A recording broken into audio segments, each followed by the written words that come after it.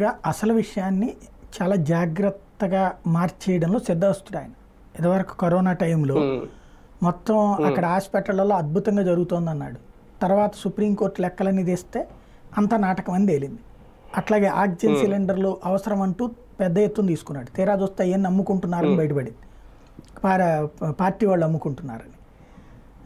అది supreme court investigate చేస్తే కానీ తేలిలే, లెక్కలు తీస్తే కానీ. కాబట్టి అతను మాటకు ఒకటిగా ఉంది, చేత మరొకటి రకంగా ఉంది. ఇక్కడ పాయింట్ ఏంటంటే ఎందుకు ఆయన ఏదో త్యాగం కోసం చేయలేదు రాజీనామా. మొన్న సుప్రీంకోర్టు ఆయనకి బెయిల్ ఇస్తూ ఈడీ ఒక తీర్పు ఇచ్చింది. ఆ తీర్పులో ఏంటంటే ఆయన బెయిల్ మీద బయటికి వెళ్ళొచ్చు, కానీ ముఖ్యమంత్రిగా తన విధులు నిర్వర్తించడానికి వీల్లేదు, సంతకాలు చేయడానికి వీల్లేదు, సచివాలయానికి వెళ్ళకూడదు, ఓన్లీ ఒక్క ఫైల్ మీద సంతకం పెట్టాలి, అది లెఫ్టినెంట్ గవర్నర్ దగ్గరికి పంపించే ఫైల్ మీద మాత్రమే సంతకం పెట్టాలి.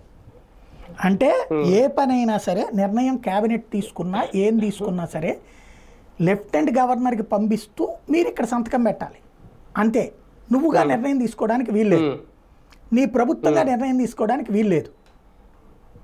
ఇది నువ్వు తీసుకుంటే ఆటోమేటిక్గా ఇన్ఫ్లుయెన్స్ అవుతుంది అన్నటువంటిది ఈడీకి సంబంధించినటువంటి కోర్టు బెయిల్ ఇచ్చేటప్పుడు, ఈడీ కేసులో బెయిల్ ఇచ్చేటప్పుడు సుప్రీంకోర్టు ఒక బెంచ్ చేసిన ఇచ్చిన ఆదేశం.